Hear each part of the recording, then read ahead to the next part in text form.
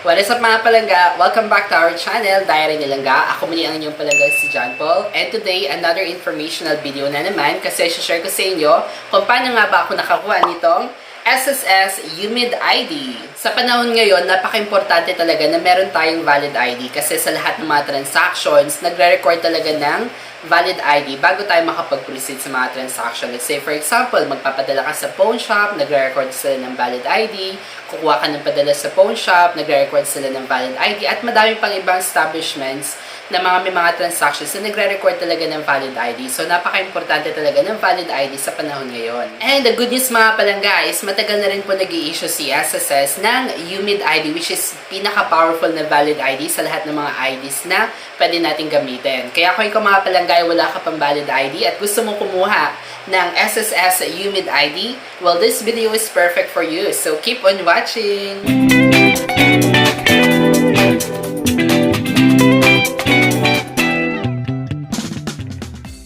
So, kumuha po ako nitong Umid ID sa SSS mga palangga almost 3 years na din when I was 20 years old. At pagdating sa process nila before at saka sa process nila today, same pa rin din. So, wala pa rin changes o pagbabago sa pag-process ng pagkuha nitong Umid ID sa SSS. So, ganito po yung tsura niya mga palangga.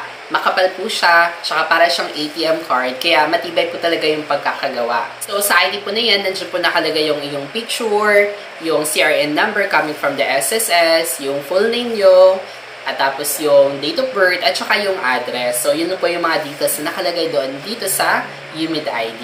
At sa mga nagtatanong dyan, kano nga ba ibig sabihin ng UMID? UMID stands for Unified Multipurpose ID. So, pinagsama-sama po siya mga ID, which is pwede nyo siyang gamitin for SSS, PhilHealth, Pag-ibig, and GSIS. Kaya ako po siya na-describe as a powerful valid ID kasi nga, pwede mo siya magamit for those 4 transactions. Kaya, sobrang valid talaga nitong Umid ID na ito.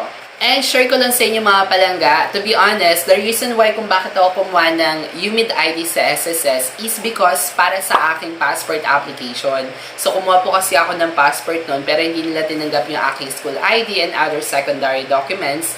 They're really requiring a valid ID. And on that time mga palangga, wala po talaga ako kahit anumang valid ID. So, ayun, no choice ako, kaya kumuha na lang ako ng ID sa SSS. Anyways, ganito po yung step kung paano ko nakuha itong SSS Umid ID ko.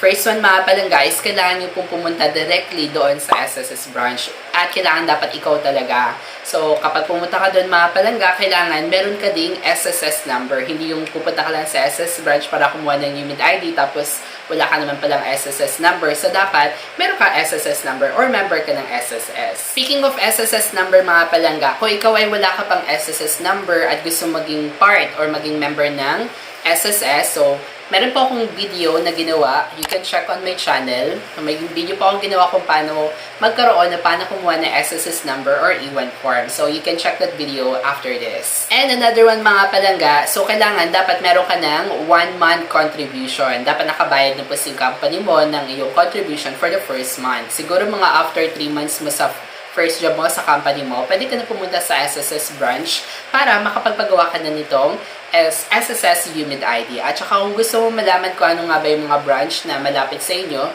you can visit their website which is www.sss.gov.ph. Doon po nakalist yung mga branch ni SSS na nag-i-issue ng SSS Umid ID. At itong Umid ID po mga palangga is wala pong bayad, especially sa mga kukuha dyan sa mga first time palang kumuha nitong SSS Umid ID. So, wala po talaga itong bayad.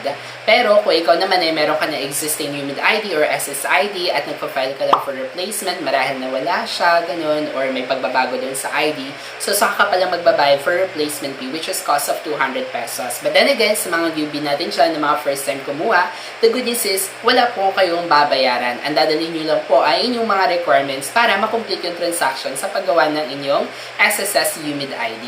At sa mga requirements naman mga palangga, the first one is yung Umid application form. So, itong Umid application form is available po online. Search nyo lang po sa Google o di kaya sa SSS website. So, downloadable po siya mga palangga. So, pwede nyo i-download, i-print nyo lang, fill-upan nyo lang, at saka dalhin nyo yun as one of the requirements sa pagpapagawa nitong SSS Umid ID. Sa case ko naman mga palangga, dahil hindi ko alam na pwede pala mag-download ng form online, so dumiretso na lang ako ng SSS and nagbigay naman sila sa akin ng form, doon nila ako nag-fill up. So, kapag wala kang option na mag-download, so pwede ka rin bumisita doon, directly doon sa SSS branch kasi magbibigay din naman sila sa inyo ng form na pwede nyong fill upan. And another requirement mga palangga na kailangan nyo dalhin is inyong valid ID like PRC, yung passport, driver's license. Pero kung wala kang valid ID katulad ko, sa case ko na kumuha ko ng UMID ID na wala naman akong valid ID. So, nagdala lang ako ng mga supporting documents like yung school ID ko, company ID, yung E1 form ko, dinala ko rin yun.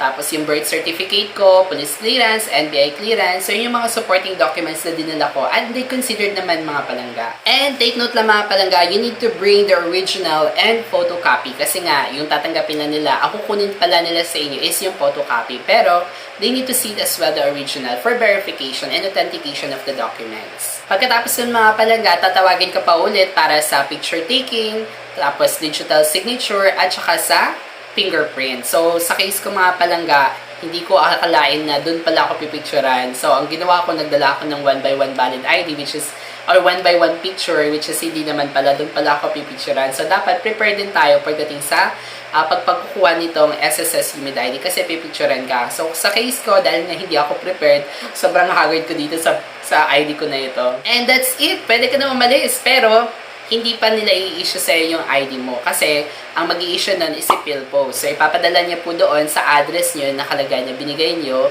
So, doon niya po ipapadala yung ID na yung UMID ID na ni-request natin. And, for pagdating sa turnaround time, so, within Metro, kapag nasa Metro Manila ka, so mga 1 to 2 weeks, so, doon marirelease, doon yun na po agad siya marireceive. At outside Metro naman is mga 1 month. At sa case ko naman mga palangga, so 1 month siya kasi nga outside Metro ako, sa Batangas ako. So, 1 month siya bago marilis itong aking SSS UMID ID. And take note lang mga palangga, hindi po siya dumating mismo doon sa address ko. Kaya pumunta pa ako ng post office namin at doon ko pa na-claim itong UMID ID ko. Kapending lang yun doon sa post office nyo. Kaya much better na pumunta na lang kayo ng post office after the turnaround time para ma-claim na agad yung inyong SSS UMID ID. So that's it. Ganun lang ako nakakuha ng SSS UMID ID. So I hope mga palangga na nag-enjoy kayo at may natutunan kayo sa video na ito.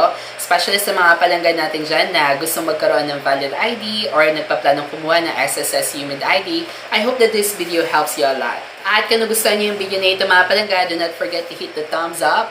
At kung may mga questions kayo, just comment below. At kung may iba pa kayong mga questions about dito sa video ko na hindi ko naman na-explain, so much better na pumunta na lang kayo directly sa SSS website or pumunta na lang kayo sa SSS branch for other inquiries. And shoutout nga po pala sa YouTube channel ni Jovi Vlog.